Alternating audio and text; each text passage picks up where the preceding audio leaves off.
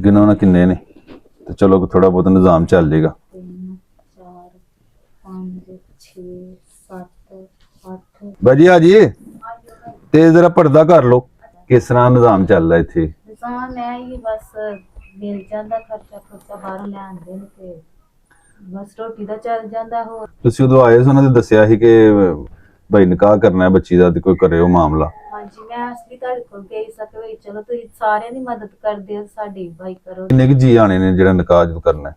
ਜੀ ਇੰਨੇ ਨਹੀਂ ਆਣੇ ਹੈ ਬਸ। ਚਲੋ ਮੇਰੀ ਭੈਣ परेशान नहीं होना, अल्लाह की जात ही कर्म करने वाली है, मालिक की जात ने वसीला पैदा करना होंदा है ते ਹਾਲੇ ਨਹੀਂ ਜੇ ਬਣਾਇਆ ਤੇ ਕਹੀ ਚਲੋ 6 ਮਹੀਨੇ ਕੱਢ ਕੇ ਬਣਾ ਲਾਂਗੇ समान तो बगैर ही बेचारी ने भेजने ਨਹੀਂ ਕੋਈ ਅੱਜ ਤੋਂ ਬਾਅਦ ਹੋ ਸਕਦਾ ਕੋਈ ਮੰਜੀ ਜਾਂ ਕੋਈ ਇਸ ਤਰ੍ਹਾਂ ਦੇਈਏ।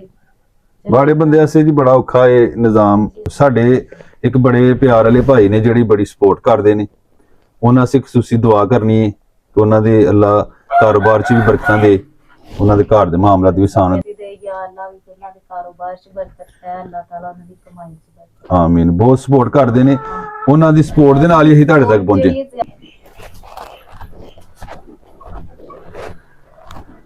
अस्सलाम वालेकुम भाजी आ जी ते जरा पर्दा कर लो। कर लिया जी पर्दा? आ जी चलो।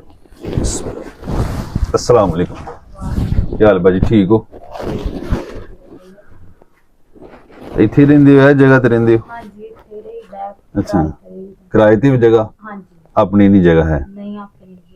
इत्थे भाजी गुजर बसर हो जांदा है जिस तरह रहिंदे हो, बच्चे भी ने नाल, सारा मामला किस तरह निजाम चल रहा इत्थे? निजाम है ही बस मिल जाता खर्चा खुर्चा बाहरों ले आंदे ने ते बस रोटी दा चल जांदा। होर जा किराया देईदा ते किराया भाजी किन्ना इत्थे मकान दा? 3000 किराया देंदे। 3000 रुपए किराया? हां जी।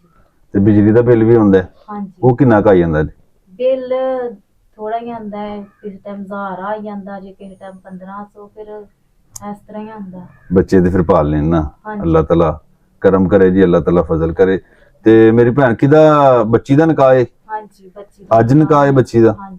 ਤੁਸੀਂ ਉਦੋਂ ਆਏ ਸੀ ਉਹਨਾਂ ਨੇ ਦੱਸਿਆ ਸੀ ਕਿ ਭਾਈ ਨਿਕਾਹ ਕਰਨਾ ਹੈ ਬੱਚੀ ਦਾ ਤੇ ਕੋਈ ਕਰਿਓ ਮਾਮਲਾ। ਹਾਂਜੀ ਮੈਂ ਅਸਲੀ ਤੁਹਾਡੇ ਕੋਲ ਗਈ ਸਕੇ ਵੀ ਚਲੋ ਤੁਸੀਂ ਸਾਰਿਆਂ ਦੀ ਮਦਦ ਕਰਦੇ ਹੋ ਸਾਡੀ ਭਾਈ ਕਰੋ ਦੇ ਤੇ ਅਸਲੀ ਤੁਹਾਡੇ ਕੋਲ ਪਹੁੰਚੇ। ਅੱਲਾ ਦੀ ਜ਼ਾਤ ਹੀ ਕਰਦੀ ਹੈ ਜੀ, ਅਸੀਂ ਤੇ ਇੱਕ ਵਸੀਲਾ ਅੱਲਾ ਦੀ ਜ਼ਾਤ ਨੇ ਸਾਨੂੰ ਬਣਾਇਆ ਹੈ, ਸਾਡੀ ਡਿਊਟੀ ਲਾਈ, ਅਸੀਂ ਉਸ ਡਿਊਟੀ ਦੇ ਮੁਤਾਬਕ ਜਿਹੜਾ ਨਾ ਜਾਣਾ ਹੁੰਦਾ ਹੈ।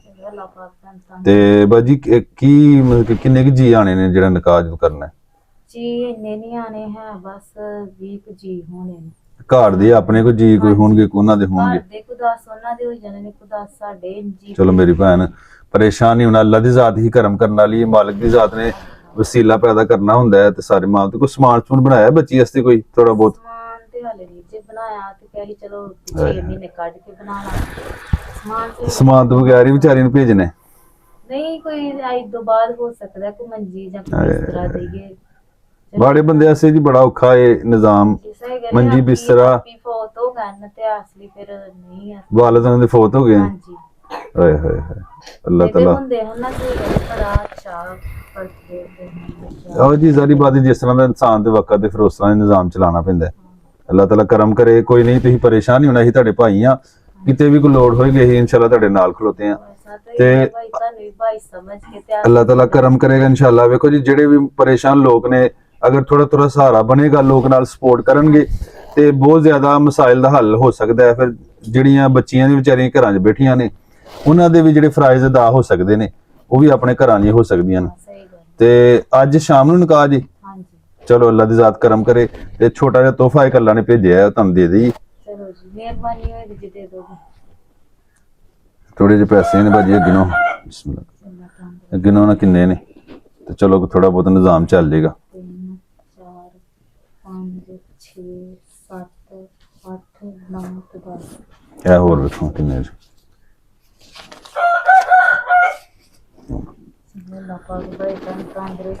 किन्ने दे? 13,000 हो गया। मेरी भैन है अल्लाह की तरफों तोहफा है, उन्होंने बच्ची नूं प्यार दे दिओ साडी तरफों, अल्लाह दे नसीब अच्छे करे। साडे एक बड़े प्यार वाले भाई ने जिहड़ी बड़ी सपोर्ट करदे ने, उन्हां से खसूसी दुआ करनी है कि उन्हां दे अल्लाह कारोबार च भी बरकतां दे, उन्हां दे घर दे मामलात भी आसान हो। या अल्लाह भी उन्हां दे कारोबार च बरकत है, अल्लाह ताला उन्हां दी कमाई च बरकत ਆਮੀਨ। ਬਹੁਤ ਸਪੋਰਟ ਕਰਦੇ ਨੇ, ਉਹਨਾਂ ਦੀ ਸਪੋਰਟ ਦੇ ਨਾਲ ਹੀ ਅਸੀਂ ਤੁਹਾਡੇ ਤੱਕ ਪਹੁੰਚੇ। ਜਿਹੜੀ ਜ਼ਿਆਦਾ ਵਧਾਏ ਕਿ ਵੀ ਲੋਕਾਂ ਦੀ ਮਦਦ ਕਰ। ਆਮੀਨ ਜੀ ਆਮੀਨ। ਅੱਲਾਹ ਤਾਲਾ ਖੈਰ ਕਰੇ ਤੇ ਪਰੇਸ਼ਾਨ ਨਹੀਂ ਹੋਣਾ ਬਾਜੀ, ਇਹੀ ਤੁਹਾਡੇ ਭਾਈ ਆ ਤੇ ਇਨਸ਼ਾਅੱਲਾ ਅਸੀਂ ਤੁਹਾਡੇ ਨਾਲ ਖਲੋਤੇ ਆ। ਜਿਸ ਹਾਲਤ 'ਚ ਤੁਸੀਂ ਰਹਿ ਰਹੇ ਹੋ ਅੱਲਾਹ ਦੀ ਜ਼ਾਤ ਇਸ ਹਾਲਤ ਨੂੰ ਵੀ ਬਦਲੇਗੀ ਇਨਸ਼ਾਅੱਲਾ, ਤੇ ਬੱਚੀ ਦਾ ਮਾਮਲਾ ਵੀ ਬਿਹਤਰ ਹੋਏਗਾ।